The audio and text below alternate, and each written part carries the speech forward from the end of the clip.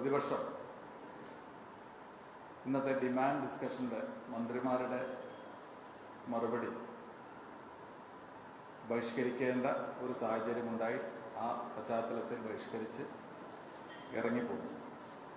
സ്വാഭാവികമായും കേരള നിയമസഭയ്ക്ക് അതിൻ്റേതായ കീഴ്വഴക്കങ്ങളുണ്ട്. ആ കീഴ്വഴക്കങ്ങളനുസരിച്ച് സ്വാഭാവികമായും എല്ലാ അംഗങ്ങളും സംസാരിക്കുമ്പോൾ അതിന് ചില അനുവദിച്ച സമയത്തേക്കാൾ 2-3 മിനിറ്റൊക്കെ കൂടുതൽ എടുക്കുക എന്നുള്ളത് വളരെ എല്ലാ സഭകളിലും മുൻകാല സഭകളിലൊക്കെ ഉള്ളൊരു കാര്യമാണ്. പക്ഷേ കഴിഞ്ഞ കുറച്ച് ദിവസങ്ങളായി ഇപ്പോൾ യഥാർത്ഥത്തിൽ പ്രതിപക്ഷത്തിൻ്റെ അവകാശങ്ങൾ അത് പൂർണ്ണമായി സംരക്ഷിക്കേണ്ട ഉത്തരവാദിത്തം ചെയർമാൻ സ്പീക്കർക്കാണ്. പക്ഷേ നിർഭാഗ്യം എന്ന് പറയട്ടെ, പ്രതിപക്ഷ അംഗങ്ങൾ സംസാരിക്കുമ്പോൾ അവർക്ക് അനുവദിച്ച സമയത്തിന് 2 മിനിറ്റ് മുമ്പ് തന്നെ നിയന്ത്രണം വരും.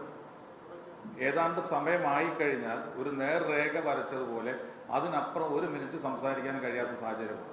ഈ സഭയുടെ പ്രത്യേകത എന്ന് പറയുന്നത് മുൻകാലത്തിന് വ്യത്യസ്തമായി ഇത്തവണ പ്രത്യേകിച്ച് 3 മണിക്കൂർ നേരമാണ് ഡിമാൻഡ് ഡിസ്കഷൻ. ഇത്തവണ അത് ചില കാരണങ്ങൾ കൊണ്ട് വകുപ്പുകൾ കൂടുതൽ വെച്ച് 4 മണിക്കൂറാക്കി നിജപ്പെടുത്തി. 1 മണിക്കൂർ കൂടുതലെടുത്തു. നമ്മൾ ദിവസങ്ങൾ കുറയ്ക്കുകയും ചെയ്തു. പല ഡിമാൻഡുകളും ഇന്ന് ഒരു ദിവസം വരികയാണ്. 4-5 മന്ത്രിമാർ ഡിമാൻഡാണ് ഒരു ദിവസം വരുന്നത്. അങ്ങനെ വരുമ്പോൾ സ്വാഭാവികമായും അംഗങ്ങൾക്ക് ചിലപ്പോൾ അല്പം കൂടുതൽ സംസാരിക്കേണ്ട സാഹചര്യമുണ്ടാകും. പക്ഷേ പ്രതിപക്ഷ അംഗങ്ങൾ സംസാരിക്കുമ്പോൾ സ്പീക്കർ വളരെ ശക്തമായി തന്നെ ഗവൺമെന്റിന് വേണ്ടി അംഗങ്ങളുടെ സമയം വന്നു കഴിഞ്ഞ ആ സമയത്ത് തന്നെ മൈക്ക് ഓഫ് ചെയ്യുന്ന സാഹചര്യം. ഏറ്റവും നിർഭാഗ്യകരമായ കാര്യം എന്ന് പറയുന്നത് കേരളത്തിന്റെ നിയമസഭാ ചരിത്രം എടുത്ത് പരിശോധിച്ച് നോക്കിക്കഴിഞ്ഞാൽ, നിയമസഭാ പ്രസംഗങ്ങൾ എടുത്ത് നോക്കിക്കഴിഞ്ഞാൽ, അതിൽ പ്രതിപക്ഷ നേതാക്കളുടെ പ്രസംഗങ്ങൾ എടുത്ത് നോക്കിക്കഴിഞ്ഞാൽ കേരളത്തിൽ ഇടതുപക്ഷം പ്രതിപക്ഷത്തിരിക്കുന്ന സമയത്ത് കേരളത്തിലെ പ്രതിപക്ഷ നേതാക്കൾ 25 മിനിറ്റ് വരെ സംസാരിച്ച എത്രയോ സംഭവങ്ങൾ ഉണ്ടായിട്ടുണ്ട്. ശ്രീ VS അച്യുതാനന്ദൻ പ്രതിപക്ഷ നേതാവായിരുന്ന സമയത്ത് അദ്ദേഹത്തിന്റെ പ്രസംഗങ്ങൾ എടുത്ത് പരിശോധിച്ചു കഴിഞ്ഞാൽ 25 മിനിറ്റ് വരെ അദ്ദേഹം റൂൾ 50 അനുസരിച്ച് അദ്ദേഹം സംസാരിച്ചിട്ടുണ്ട്. അതുപോലെ പ്രതിപക്ഷ ഉപനേതാവായിരുന്ന ശ്രീ കോടിയേരി ബാലകൃഷ്ണൻ സമാനമായി തന്നെ അദ്ദേഹം സംസാരിക്കുമ്പോൾ 25 മിനിറ്റിലധികം സമയമെടുത്ത് സംസാരിച്ച സന്ദർഭങ്ങൾ ഉണ്ടായിട്ടുണ്ട്.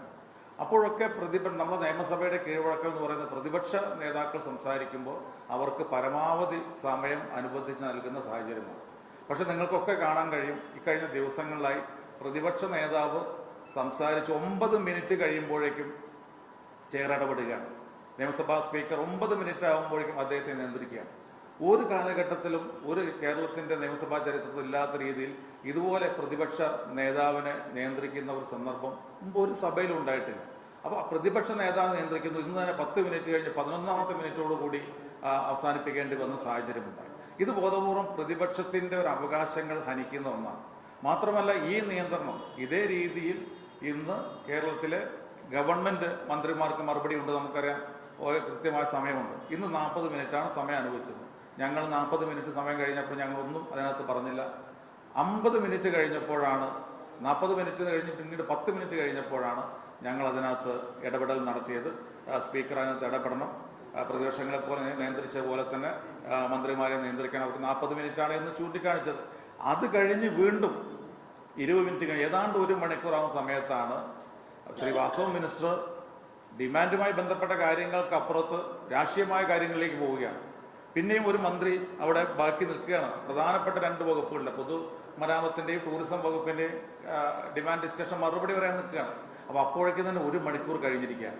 അങ്ങനെ വാസവ മിനിസ്റ്റർ സംസാരിച്ചു പോകുമ്പോൾ നിയന്ത്രിക്കാത്തൊരു സമീപനം ഉണ്ടായപ്പോൾ അത് ഇടപെട്ട ആ കാര്യം ഒന്ന് ചൂണ്ടിക്കാണിക്കുന്നതിന് വേണ്ടിയാണ് ഞങ്ങൾ വീണ്ടും സഭയിൽ സമയം എഴുന്നേറ്റ് നിന്ന് കാര്യങ്ങൾ അവതരിപ്പിച്ചത്. എന്നാൽ അത് പറയാൻ പോലും എന്താണ് ഞങ്ങൾ പറയുന്നത് എന്ന് കേൾക്കുവാനുള്ള ഒരു സൗമ്യരസം പോലും ചെയറിന്റെ ഭാഗത്തുനിന്ന് ഉണ്ടായില്ല. ഞങ്ങൾക്ക് പറയാനുള്ള അവസരം പോലും നിഷേധിക്കുന്ന ഒരു സാഹചര്യമാണ് ഉണ്ടായത്. അതുകൊണ്ട് അത്തരമൊരു സാഹചര്യത്തിലാണ് ചെയറിന്റെ നടപടിയിൽ പ്രതിഷേധിച്ച് ഞങ്ങൾ സഭ ബഹിഷ്കരിക്കുന്ന സാഹചര്യം ഉണ്ടായത്.